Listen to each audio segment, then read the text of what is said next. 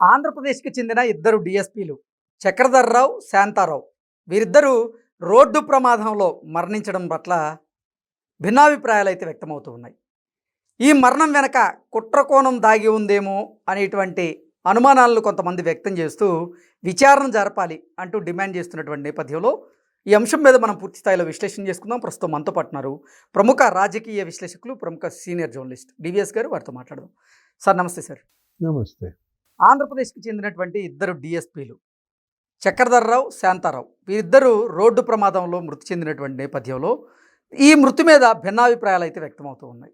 దీని వెనక కుట్రకోణం దాగి ఉండవచ్చు అనేటువంటి అనుమానాలను కొంతమంది వ్యక్తం చేస్తూ ఈ కేసు మీద పూర్తి స్థాయిలో దర్యాప్తు చేయాల్సిందే అంటూ కొంతమంది డిమాండ్ చేస్తున్నారు. దీని మీద మీ విశ్లేషణ ఏంటి సార్? ఇద్దరు డిఎస్పీలు దుర్మరణం, చక్రధర్రావు, శాంతారావు. వాళ్ళిద్దరి దుర్మరణాన్ని మనం ఆవేదన చెందాల్సినటువంటి అంశం. ఎందుకంటే మరి డిఎస్పీల స్థాయి అధికారి దుర్మరణం పాలవడం దురదృష్టకరం, విషాదకరం అన్నమాట.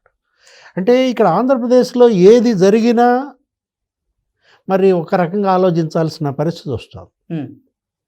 అసలు ప్రతిదాన్ని అనుమానించాల్సిన పరిస్థితి ఉంది అన్నది మనం కాదు, సాక్షాత్తు ముఖ్యమంత్రి చంద్రబాబే అన్నారు. ఆయన కన్నే గప్పారు అప్పట్లో. ఏది ఆ వివేకానంద రెడ్డి హత్య విషయంలో మాట్లాడుతూ పదే పదే చంద్రబాబు అసలు ఏది జరిగినా నేను అనుమానాస్పదంగా చూడాల్సి వస్తోంది. ఇప్పుడు మనం అనుకుంటాం అదే. ఇప్పుడు ఇద్దరు డిఎస్పీల రోడ్డు ప్రమాదం ఇది ఏది యాదృచ్ఛికమా, ప్రమాదవశాత్తు జరిగిందా, ఇన్సిడెంటల్ ఆర్ యాక్సిడెంటల్? ఇది మనం అన్నది కాదు. ఏది ఇన్సిడెంటలా యాక్సిడెంటలా అన్నాడు పాత డీజీపీ కూడా. ప్రతిదీ కూడా మనం తీసుకున్నట్లయితే ద్వారకా తిరుమలరావు ఏమన్నాడు అప్పుడు మదన్పల్లి ఫైళ్లు తగలబెట్టిన కేసు నీకు గుర్తుండే ఉంటుంది కదా. వెంటనే హుటాహుటిన వాళ్ళిద్దరు వచ్చారు, హెలికాప్టర్లో వెళ్ళారు అక్కడ. ఏది ఆ మదనపల్లి ఫైల్స్ తగలబెట్టిన కేసులో అసలు పెద్దిరెడ్డి, రామచంద్రారెడ్డి వీళ్ళు లబలబలాడారు. లేకపోతే జగన్మోహన్ రెడ్డి ప్రెస్ మీట్లో కూడా అనేక సార్లు అన్నాడు, అంటే ఏంటి అక్కడ అసెంబ్లీ జరుగుతుంది, నువ్వు హెలికాప్టర్లో పంపిస్తావా వాళ్ళని అని అడిగాడు. అంటే ఇప్పుడు వాళ్ళు వెళ్ళారు, మదనపల్లి ఫైల్స్ తగలబెట్టిన కేసు అదేంటది, అక్కడ 4 నియోజకవర్గాల్లో 20,000 ఎకరాలు. అసలు ఒక గ్రామం వాళ్లే రాసేసుకున్నారు. రాగాలపల్లి అని చెప్పి అదేదో ఒక 950 ఎకరాలు పెద్దిరెడ్డి బంధువులు లేకపోతే ఆయన అనుచరులు వాళ్ళ పేరు మీద రిజిస్ట్రేషన్లు అయిపోయాయి. అట్లాంటి మదనపల్లి అక్కడేంటి 2 ఆర్డీఓలు సస్పెండ్ అయ్యారు. ఇప్పుడు అక్కడ ఫైళ్లు తగలబెట్టిన కేసు మనకు గుర్తొస్తుంది. అంటే ప్రతిదీ ఆంధ్రప్రదేశ్లో ఏది జరిగినా అనుమానంగా చూడాల్సి వస్తోంది అని ఇవాళ ప్రభుత్వమే అంటోందంటే, పోలీస్ అధికారులు అంటున్నారంటే, వీళ్ళేంటి ఈ చనిపోయిన ఇద్దరు డిఎస్పీలు సిఐడిదే విజిలెన్స్ ఎన్ఫోర్స్మెంట్ వాళ్ళు.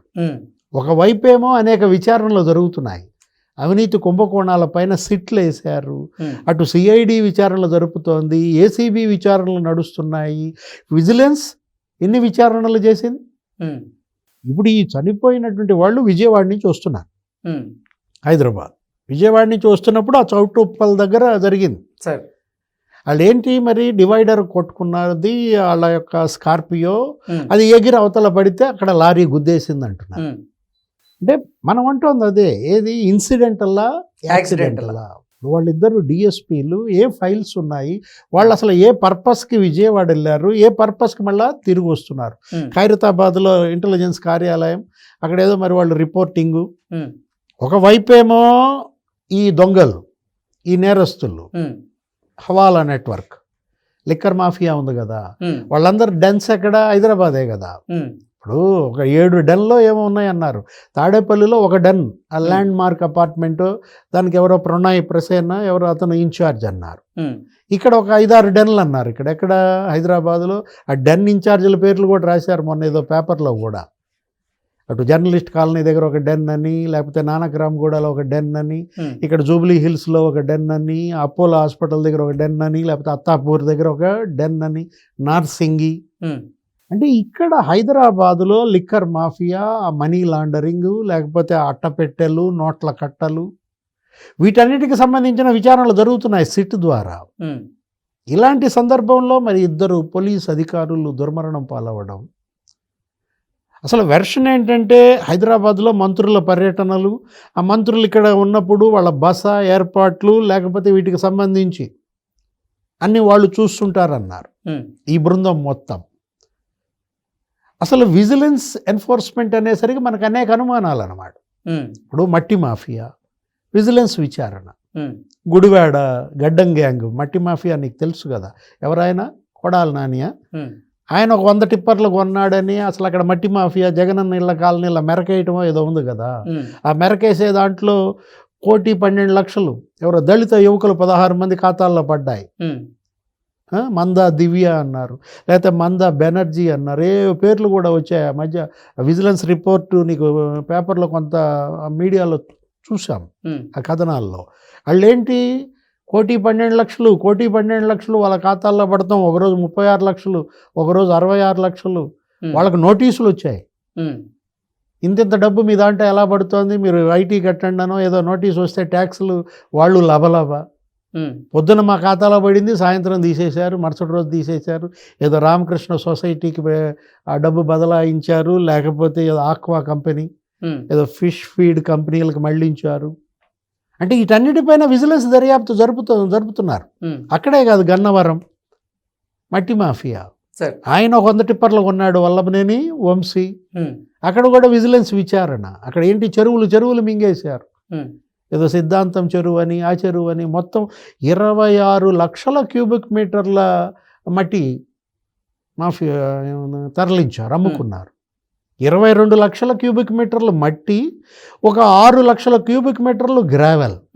అంటే పోలవరం అవి ఉన్నాయి కదా, కుడి కాలువ, నీకు కొండలు పక్కన వేసిన గుట్టలు అవన్నీ కూడా కొట్టేసి అమ్మేసుకున్న పరిస్థితుల్లో ఆ రిపోర్ట్ ఏమైనా వీళ్ళు చూస్తున్నారా? Gudivada report, Gannavaram report. అంటే విజిలెన్స్ ఎన్ఫోర్స్మెంట్లో పనిచేసే డిఎస్పీలు చనిపోయారంటే ఆందోళన. ఇవాళ హోమ్ మినిస్టర్ అనిత, లేకపోతే మరి మంత్రి లోకేష్, రవాణా శాఖ మంత్రి రాంప్రసాద్ రెడ్డి అందరూ సంతాపాలు కూడా ప్రకటించారు. ఏదైనా దురదృష్టకర సంఘటన, విషాదకర సంఘటన, బాధాకరం. కానీ దీనిలో కుట్ర కోణం ఉందా, దీనిపైన కూడా విచారణ చేసుకోవాల్సిన బాధ్యత అక్కడ ఉన్న పోలీస్ పైన ఉందన్నమాట. ఓకే, అదే మనం అంటోంది, ప్రతిదీ అనుమానంగా చూడాల్సి వస్తుంది ఆంధ్రప్రదేశ్లో అని సాక్షాత్తు ముఖ్యమంత్రి అన్నారంటే, ఆ రోజు నా కన్ను గప్పారు వివేకానంద రెడ్డి కేసు, 7 గొడ్డలి వేట్లేసి దాన్ని గుండెపోటుగా చిత్రించారు. నేను మరి అసలు అప్పట్లో నేను అనుమానించలేకపోయాను. ప్రతిదీ అదే జరుగుతోంది కదా సరే. అనేక సందర్భాల్లో ఇప్పటికీ వీళ్ళు అనేక కన్నుగప్పే అంశాలు, కుట్రలు జరుగుతున్న నేపథ్యంలో ప్రతిదీ అనుమానించాల్సిందే.